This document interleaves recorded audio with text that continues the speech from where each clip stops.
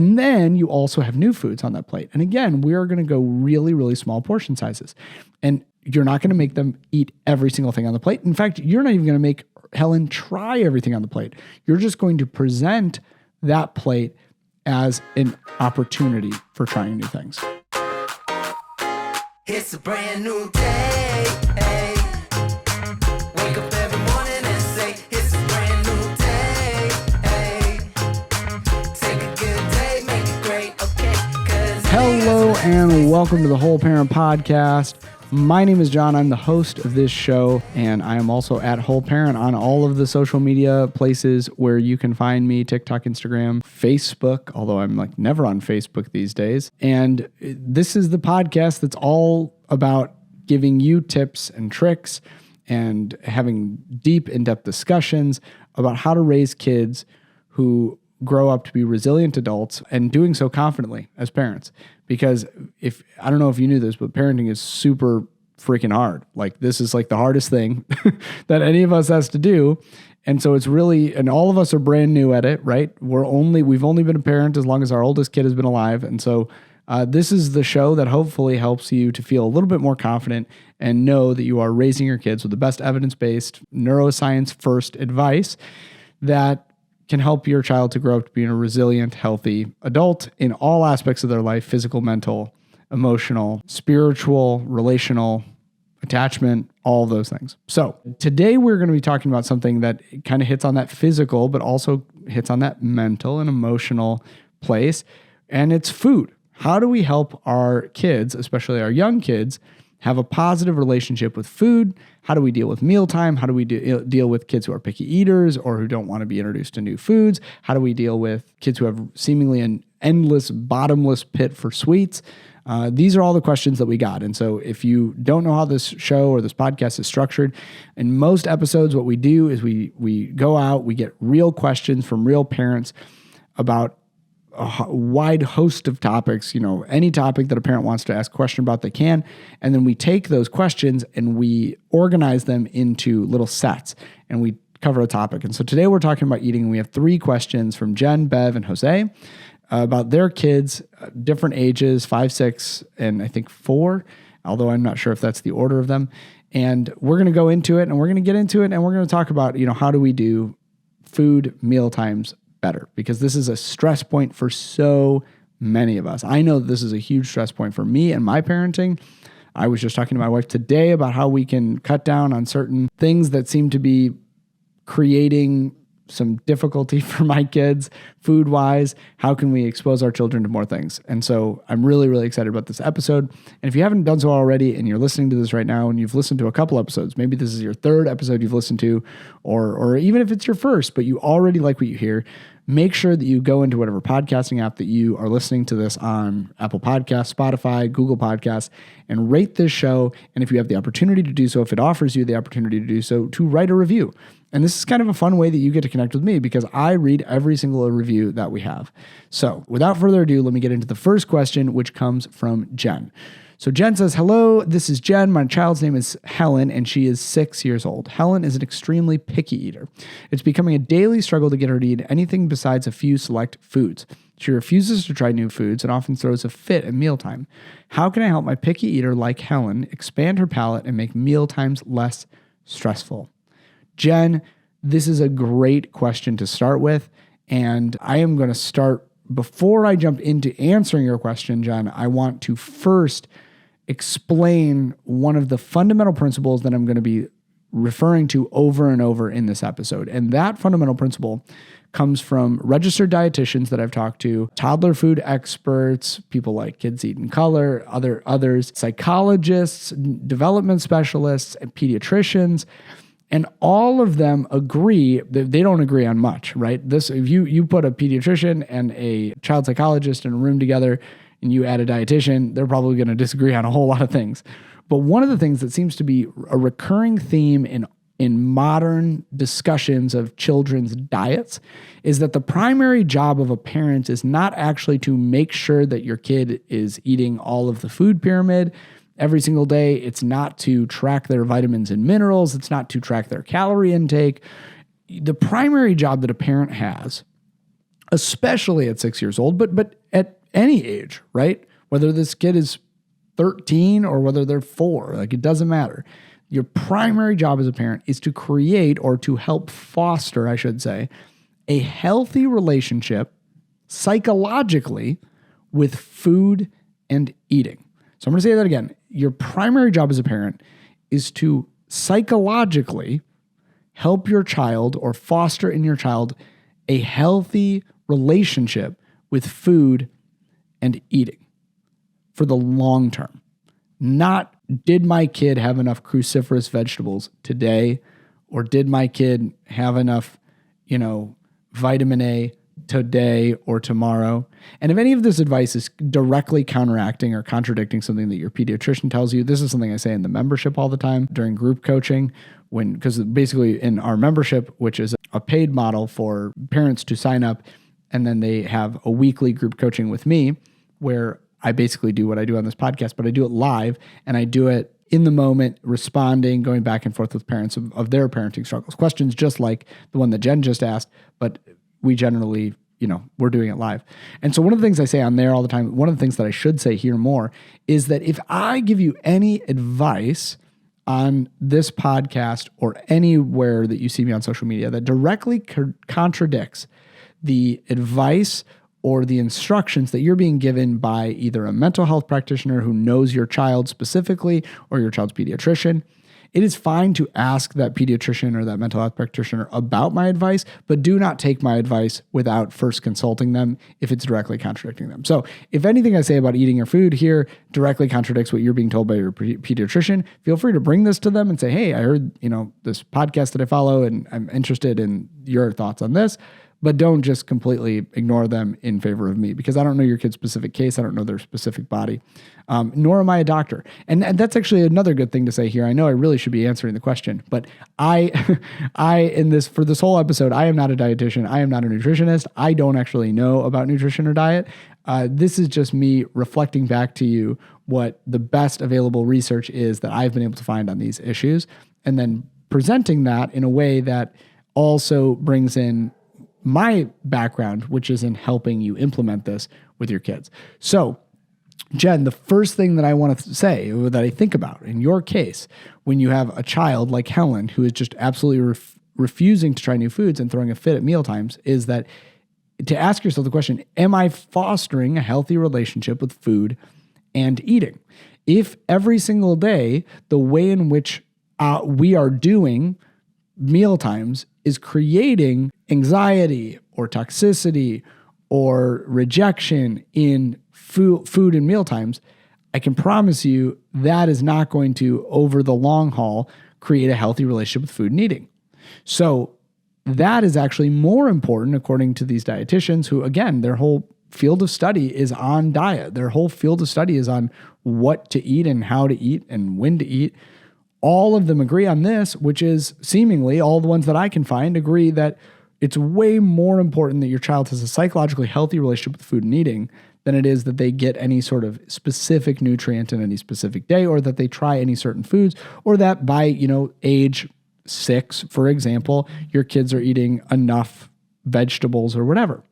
So with that being the case, with that being said, the first thing that I would say is just stop. Halt, take a step back and say, is this working? And if it's not, let's just take a moment, and I'm going to give you some strategies on how to introduce some new foods here in a moment. But let's, for the moment, say, hey, we're not going to try and recreate and do some big thing right now. We're just going to focus on grounding ourselves in the reality that we want to create a healthy relationship with food and eating for Helen. So are meal times a good time? Are they an enjoyable experience? Is the act of eating seemingly enjoyable? Because what we don't want to do is foster unhealth in those areas that then leads to eating disorders later on. And I'm not saying that will absolutely happen if you have a kid who's picky and you're having, fights over who eats what every night. I'm not saying that your kid's automatically going to have an eating disorder, but parenting matters. And the way in which we are perceived to view our children's food matters. The language that we use about food matters. We're going to talk about sweets here in a minute. It matters if you call something junk food or not real food, right? Like these kind of negative stereotypes about food that are grounded in value judgments rather than in factual data about, hey, you can't just eat lollipops. It's missing X, Y, and Z vitamins, and it increases your sugar and your glucose levels or whatever. If your child is interested in why, tell them why, not just because I said so. So first thing I would do is take a step back. The second thing you can do to start to introduce some new things is to just do what I've often heard is called like a choosy plate, I think is what they call it. And the idea of this is that you are going to give your child a plate of food that has small portions, right? So it might only be one strawberry or something like that. And at least one of the things on their plate is going to be something that you know that they like. So in Helen's case, there's only a few foods that she likes, but you're going to give her a very small portion of one of those foods. And then you're going to surround that with foods that are maybe foods that you've tried in the past that she's maybe been okay eating if she's really hungry. I know my kids have that. I have some really picky eaters, and definitely my kids are willing to eat certain things when they're super hungry that they might not be willing to eat when they're less hungry. When they just are looking for a snack, they may be not willing to go for carrot sticks, but they might be willing to when they're hungry. So then you have those second ring foods, which there's a couple of them that maybe they've had some positive experiences with, even if they might not choose that food as their primary source of nutrition if it was completely up to them. And then you also have new foods on that plate. And again, we are going to go really, really small portion sizes. And you're not going to make them eat every single thing on the plate. In fact, you're not even going to make Helen try everything on the plate. You're just going to present that plate as an opportunity for trying new things. Then we can do some other things too. So if there are foods that the next step in this is as those foods are tried, and you'd be really surprised, even really picky kids, if you do it in this way where you're presenting them, a multitude of foods and in small portion sizes, they may pick at some things that you're kind of surprised. Oh, I didn't think that they were going to pick at that. And then they may ask for more of whatever the food is that they particularly enjoy. So when that happens, then you're going to say, okay, so this seems to be a food that they like. This seems to be a food that they want. So therefore, we're going to give you some more of this or whatever. But you're only going to do that when they ask, right? So that's how you're going to start off. You can also do things like cutting food into fun shapes. That's a really positive thing. Some kids, if you make it into the shape of a star, a kid might be way more willing to eat it. Kids are visual creatures just like all humans. And so if it looks more appetizing, they might be willing to eat it. You can, make sure that your vegetables are cooked in a way that's enjoyable to eat. I mean, I can tell you, I eat probably more broccoli as a vegetarian than the vast majority of the population, but I still don't like to eat broccoli raw.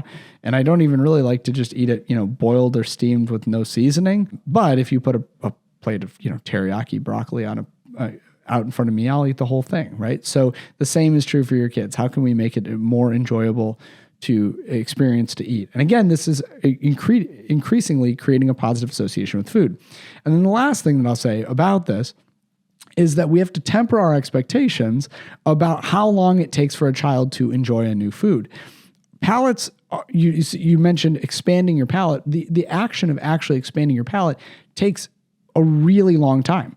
Like if most of us had to guess how many times it takes for our palate to adjust to a new food, whether that's, something extreme in flavor like curry or something that's even less extreme like salted broccoli, many of us would say, oh, maybe like 5 or 6 times. No, it's more like 30 times, right? So when you think about like, oh, okay, I'm going to put out broccoli on their plate 30 to 45 times before they may start to enjoy it, now you can temper your expectations and go, okay, so we're playing the long game. I want my kid to like broccoli from ages 18 to 75 or whatever. I want my kid to eat vegetables from ages, 14 on. I don't really care if my toddler eats enough vegetables because I want to create a positive association with food. And if your toddler loves vegetables and eats it all the time, that's great. But if not, that's okay too, right? We're trying to work for the long term. So hopefully that starts to ground and you in some options.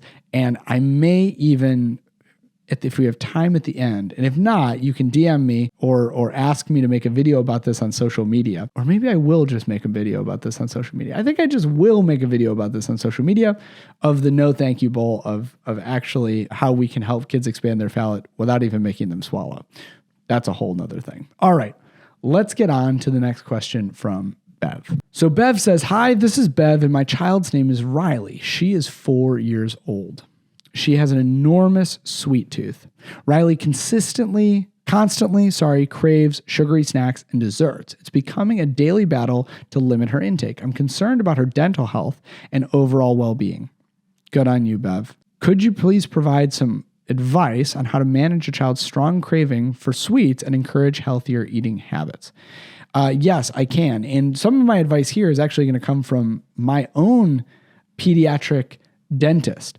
Because not my own, I am not a child, so I don't get to have a pediatric dentist, but the pediatric dentist that we send our kids to, who is really, really well known in our area and is kind of like the premier or the most popular pediatric dentist. And the reason why we take our kids to him is actually because he really agrees with kind of all things whole parent and positive association and thinking about the long-term mental health outcomes related to dentistry even. And so I'm going to give some advice from him here.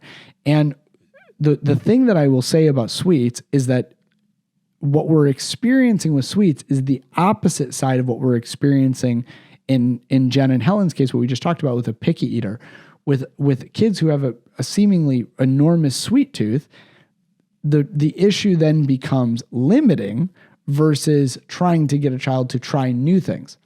And when you are constantly limiting sugary food that's in your house, I'm going to tell you right now, that is going to be a really, really hard battle. It's going to be a really hard battle because your child has an inclination, certain kids especially have an inclination to go for that food because of their brain chemistry. It feels good to their brain to go out and seek out sugary foods. They get a dopamine hit from it. And so because of that, it's going to be really, really challenging for you. And so the advice that I got from my pediatric dentist that I actually kind of brought it to him, and then he was like, yes, that's exactly what I tell my patients, is the real key with sugary snacks and fruit snacks and desserts and juices and stuff is just as much as you can to keep it out of the house.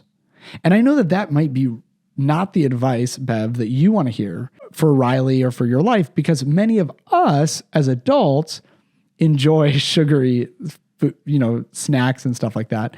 I will say that the longer you go without it, the easier it gets. It's kind of like any addiction in that way. Not that I'm saying that, addiction to sugar is the same as addiction to other things. Although we eat so much sugar in our society, it is highly addictive. There's no doubt. But as with, even though it might feel to you like, oh, I don't want to give up my nightly bag of M&Ms or this or that or the other, absolutely, if you have it in the house, it's going to be much harder to create healthy eating habits around it. And I like how you said that, Bev. You said, how can I encourage manage my child's strong craving for sweets and encourage healthier eating habits, right? It's not just healthier eating. It's not just my kid can't have enough have sugar. It's how do I create a healthy eating habit? And constantly being like, I want more, I want more, I want more, I want more. And like, no, you can't have it. Or I put it up high and it's out of your reach. And then you go get the stool and then you go get it. And then I took it as high and I put it even higher, right? Like that type of cyclical activity can lead to a really kind of toxic relationship with sweets, which is it's something I can't have, but I want it all the time. And so it's much, much easier to just not have it in the house. And so this is what my pediatric dietitian told me too. He said, there is a real threat to dental health for parents who are really heavy on the juice, who do a ton of, especially gummy things like fruit snacks or just general, even hard candies, lollipops, stuff like that. Or, to a less extent, cookies and ice cream and stuff like that. But even those things have can have a really negative impact on dental health. And he said, I still don't tell my parents not to give their kids that if it's in their house. I tell my parents, don't keep it in the house as much as you can. And so this might mean that you have to have a new fun activity, which is going out for ice cream instead of keeping, a gallon or a quart or whatever of ice cream in your house, this might be something that, no, we need to go out for ice cream because actually that is a much healthier way to engage with ice cream. It may mean that you're willing to buy a candy bar at the store now and again, but you're not willing to, keep the jumbo bag of mini Snickers bars from Halloween for a super long time. It's just much better to have those things be things that they can have out than things that they can have at home. And what happens is that, at their total discretion. And what happens is if you're constantly limiting, eventually your kid's going to go to somebody's house and then there's going to be an unlimited tap there and they're going to just go nuts. And they may eat so much that they get sick or they have, a stomach ache or whatever. And that may deter them, but also, and I've seen a lot of parents try and use that as a deterrent, and I don't recommend that. I don't think that's a good practice. That may deter them in the short term, but also it just kind of reinforces that my parents, these are things that I should want, and I do want them, and I just am not allowed to have them because of, whatever reason. And that's not a healthy relationship with food. So the best thing you can do is just keep it out of your house. That's as much as you can. And I know how big of an ask that is, especially people with multiple kids and you have older kids and they want it. Just do the best you can. And I'm not saying that you can never give your kid sweets. By far from that. Sweets in moderation are a really, really fun and engaging thing that you can do with kids. I am not like some sort of no sugar parent who never ever does sugar.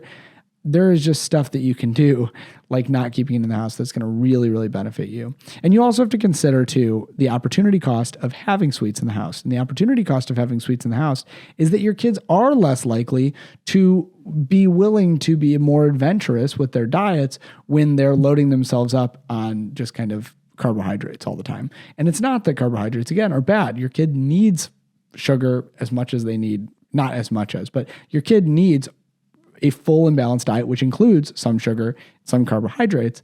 It's okay to do that. It's just the opportunity cost of, how many high sugar snacks and cereals can your kid eat? And then when it comes time to eat dinner or whatever, they're just like, yeah, I don't really want that or care about that. Now, I'm not saying that you should then force your kid, right? The whole clean your plate movement that was very, very big for Gen Xers and to some extent millennials is really toxic and it causes people to have negative relationships with food. And I don't want to advocate for that at all. You will never hear me say that I'm going to make my kid clean their plate, even if I'm going to, go the extra mile sometimes to encourage my kid to try something, but I'm never going to make them clean their plate. But they're way more likely to be willing to try something if they're not being constantly loaded up on other things that I would just like to limit more in their diet. And so just know that this is a huge struggle for me. I have some of my kids who have almost no sweet tooth. My oldest, I don't know, maybe it was because he had sugar later. Maybe it's just his, biology. I'm not sure. Maybe it's just his palate. But, basically don't have to worry about him having too many sweets because I can give him a lollipop. He may lick on it for a couple of minutes and he'll just give it back to me. I'm just done with this. The exception being donuts. He loves donuts. And I just love that he loves donuts. I just feel like he's kind of an old soul in that way. Who doesn't love donuts? Well, maybe that's just me. But, he doesn't have this huge sweet tooth where I have to constantly be worried about it. He's not super asking for juice all the time or anything like that. But my other kids actually, they have a harder time. And maybe it's because they were exposed younger. I don't actually know. But for sure, they have a more challenging time as it relates to food and especially sweets. And so we have just, as a family, really, really cut back on what we have in the house. And I cannot tell you how much easier my life is when I'm not having meltdowns over you can't have that fruit roll up that where it is and it's in this drawer and I can go get it for you, but I'm not going to let you have it. It's much, much easier when it's just not there. So I cannot recommend enough just having less sweets in your house. And by the way, it's been great for me too. Those late nights when I'm staying up late and, probably should be in bed and I'm doing whatever. And there's a, gigantic Costco sized box of peanut M&Ms out or bin of peanut M&Ms out. I can't tell you how many of them I eat when they're just not in the house. It's amazing how I can't eat them and then I don't. So yeah, that's what I'll say about sweets. But don't demonize them. Don't demonize them, because again, this is just the other side of the coin of creating a negative association with food and eating. And so even if they're having more sweets than you might like, and you're trying to find other ways to limit, shame, blame, punishment, these are not the ways to help your kid have a healthy relationship with food. And so, be a little bit more proactive in keeping it out. And this is a big thing around Halloween. I'm not even going to get into that. That's a whole nother conversation for another podcast episode, but it's a really good question, Bev. And I hope that helps you to navigate that with Riley a little bit better, easier. All right. Before we jump into the last question with Jose and his daughter, Amelia, I just want to make one quick call to action for you to share this with somebody in your life who has a kid who's in that early grade school age. This is the time, 4, 5, 6, 7 years old, when so many eating disorders have their initial seeds get sown, right? And this is a time when so many of us are developing, where our children's palates are expanding. We're trying to develop good and healthy ways to deal with food and eating. And we have parents who just don't know any different, right? They were forced to clean their plate, or they were shamed out of eating sugar, or they were told that, certain things were junk food and certain things were good food, or they were told that all vegetables taste bad. I mean, it can go a whole bunch of different ways. And most likely you have parents in your life, in your kids' class, on your kids' team, at your faith community, wherever, who would really, really benefit from hearing about a new way to view eating in this holistic way. And so share this episode with them even before it's over, right now. If you've enjoyed it so far, I bet they would have enjoyed it too. Just go into your podcast app right now, hit that share button, and send it to 1, 2, maybe 5. Send it to your whole contact list if you want to, right? Send it to your kid's whole T-ball team. Whatever it is, just try and spread this message, because healthy parenting is something that we all could benefit from, that we can all do better at. And so podcasts like this hopefully help you do that. And if it's helping you, I bet you it would help somebody in your life too. All right, so on to question number 3 with Jose and Amelia. Jose says, "Hi, my name is Jose, and my child's name is Amelia. She's 5 years old, and I'm having a hard time because Amelia never seems hungry for dinner. She often picks at her food and claims she's not hungry, even if she had a small snack earlier. I'm worried about her nutrition and her mealtime habits. Can you offer some guidance on how to encourage a child like Amelia to have a better appetite during dinner to ensure she's getting the nutrition she needs?" Great question, Jose. Thank you for asking it. The first thing I want to do right now, before I say anything else, is to double down on what I just finished saying that I probably should have waited to say, but I didn't wait to say. I jumped the gun because I knew I wanted to say it, and it is that I am not part of the Clean Your Plate Club. The Clean Plate Club should not exist. And so, I'm not saying that you do this, Jose. I'm saying that many parents who have children who seem to have a lack of appetite according to the parent do this. Don't do it. Don't fall into this trap. This is the way. Eating when you're not hungry, being forced to eat as a child when you're not hungry, is a surefire way to ensure that you're not going to have a healthy relationship with food and eating. And so never make your child clean their plate. It's just not a smart thing to do. And we can talk about ways of identifying whether this is an issue or not. But first and foremost, we're not going to address the concern by joining the 1990s or 1980s parenting thing of you have to clean your plate and you're not allowed to get up until you're done. And man, I have seen the struggle of wills play out on social media so many times. This parent, I think I remember this video of like a parent sitting there for like 5 hours or something with their toddler, trying to force them to eat their chicken nuggets. Please, for the love of all that is good, do not do that. Do not make the dinner table a battlefield. I mean, don't get me wrong. Sometimes the Thanksgiving dinner table in places become a battlefield for other reasons, but don't make the dinner table a battlefield over who eats what and how much. Please. It's just not going to serve your child well. And it's just going to feel like beating your head against a wall because they're trying to listen to their body and surprise, surprise, they should.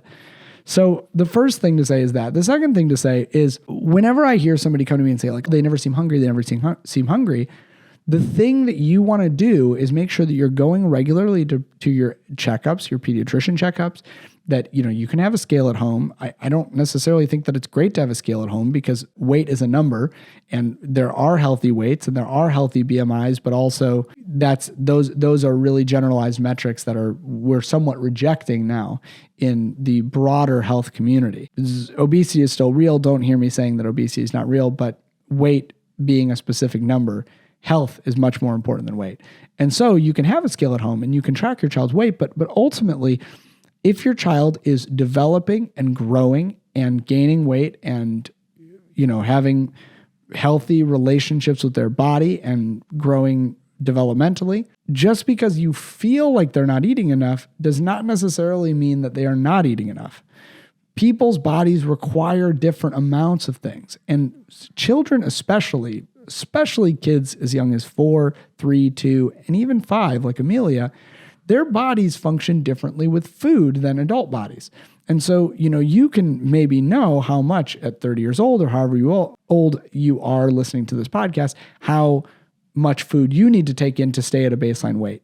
And that's something that can be established usually in your 20s or even in your late teens. Hey, I know if I eat this many calories and I do this much exercise, et cetera, and, this much stress and to keep a typical stress level, then I'm going to maintain a given body weight, roughly. It's very different for kids.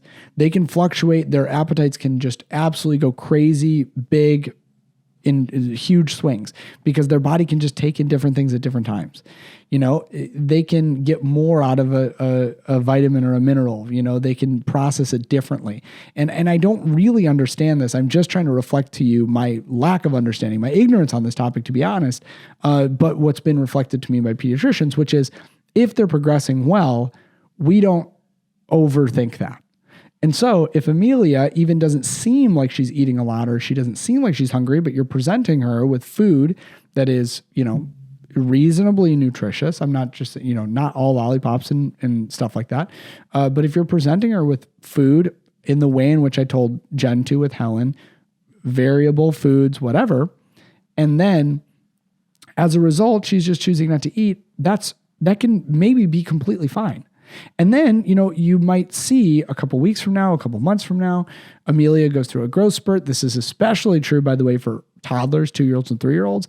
They will seemingly eat almost nothing for weeks at a time. And then all of a sudden you can't feed them enough and they're eating 14 bananas a day or whatever. And then they just shoot up in size, right? They gain a bunch of weight, they get much taller and in a healthy way, right? The kids can go through those fluctuations. And so if that's what you're seeing and experiencing with Amelia, that's okay. Right? That it's kids who listen to their bodies and identify what's healthy for them and what feels good for them. That's good, provided that they're staying on track. And so it may be that you need to feed Amelia a little bit earlier. You can try that.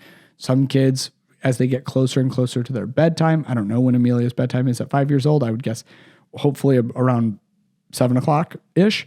And so if you're eating dinner, like many families do at 6:15, you're getting really close to the bedtime. And then, you get closer to bedtime. Our bodies don't necessarily crave as much food, which is good. We don't want to load up on food right before we go to sleep. That's not a healthy habit to build either. It's a habit that I kind of built. Some kids do need snacks before bedtime. Don't get me wrong. If your kid's craving that, give it to them. But other kids may just not necessarily get that hungry that close to their bedtime. So maybe try moving mealtime up a little bit. Maybe she'll eat a little bit more. Or maybe it is that she just is listening to her body and that's a good thing.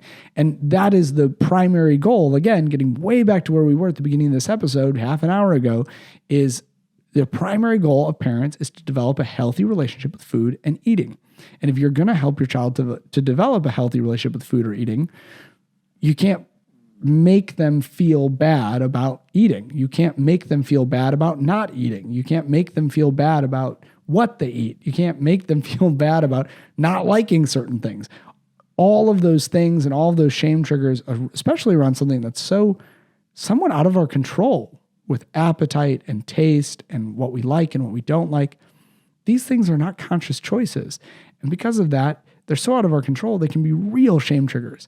And you do not have to go far. I bet you if you talk to a half dozen adults, at least one of them would have some unhealthy relationship from their childhood with food and eating that they wish their parents had done differently. Now, they may not be able to specifically identify that, but if you really sat with them and a therapist or a psychologist or a counselor of some kind, especially a counselor who handles people with eating disorders, you took your whole friend group, one of them probably has some childhood trauma and baggage around eating. And so all of this to say, if that's our goal, we are going to, at the most we can, enjoy our time with our kids around the table and hope that they enjoy it too. And this kind of goes all the way back to the beginning again, but it's just another thing to say, hey, maybe we need to try some different ways of doing mealtime. Maybe we're going to do smaller portions and we're going to cut our food into, shapes and different things like that. This is a good time to again mention the choosy bowl or the no thank you bowl, which is where you can have your child, if you're trying to expose them to new foods, but they're not going to want to swallow those foods, or they may not like the texture of those foods, kind of have a little bowl next to you, and it's a little gross, I'm not going to lie, but you can have them take a bite and then they can chew it up and then they can spit it out. And they still have exposure to that food to develop their palate without having to have the battle of swallow it right now. You swallow what's in your mouth. So maybe it's possible that Amelia would benefit from something like that, but it's not guaranteed. Some kids just eat less, and that is okay. That is good for them to listen to their bodies. And as long as you are hitting the benchmarks that your pediatrician is not concerned, that you are tracking and aware that your child's not going through extreme weight loss or something like that, then or not developing appropriately or on track, maybe this is just okay. And so it's really hard to be a parent. It's really, really hard, especially around food, especially around all of these things and not knowing what to do. I have felt so many times like, wow, I have a lot of parenting figured out, and then mealtime comes around and I feel like I just don't know what the heck to do. So if you feel like that, Bev, Jen, Jose, anybody listening, if you guys feel this way and you're just like, man, I don't know what to do, just know that I'm right there with you. It is hard to be a parent, period. This is one of those places that it's hard. You may have trauma and baggage around eating. You're just trying not to pass it on to your kids, right? That makes it even harder. So just know I am with you in it. You are not a bad parent if you've had any of these questions, if you're still struggling, if you listen to this whole episode and you go, boy, that was some helpful information, but I still don't know what I'm going to do. You're not a bad parent. You're doing your best, and your best is always, always enough. So I hope that something that you can take away from this, even if it's just our mantra that we've been repeating over and over, that our primary goal of parents is to help our children develop a psychological, healthy relationship with food and eating, even if that's the only thing you learned. I hope that this is worth your time, because this stuff matters. Parenting matters, and I think you're doing a heck of a job. All right, we are at the end of our episode on eating and food, and so I just wanted to give one more shout out to all of the amazing accounts that I follow. Kids Eating Color is one of my absolute favorites. If you haven't followed them yet, go ahead and follow them. And to let you know that if you are not on the email list yet, and yes, I know I always talk about it, but it is that good. If you are not on the email list yet, you got to get on it. The email list is where we give the absolute best that is Whole Parent. The best tips and tricks, long form content, emails delivered to your inbox every single Thursday. And if I do anything, whether that's release a course or open, a special deal on the membership, when I have a particularly cool podcast coming up, that's the place where I'm also going to reference that. I'm not going to spam you with a million different sales emails. I'm not going to be, jumping down into your inbox every single day trying to get you to do this or do that or do the other. I am just going to give you amazing content every Thursday. And along with that content, I may give you opportunities to connect deeper. And that's what the best of the email list is. And so if you're not signed up for the email list yet, you got to be signed up for the email list. If for no other reason than you find out about all the other amazing podcasts that you can listen to, whether I'm a guest on them or when I get, guests to come on this one, you are going to love it. Okay. Until next time, it's been Whole Parent Podcast.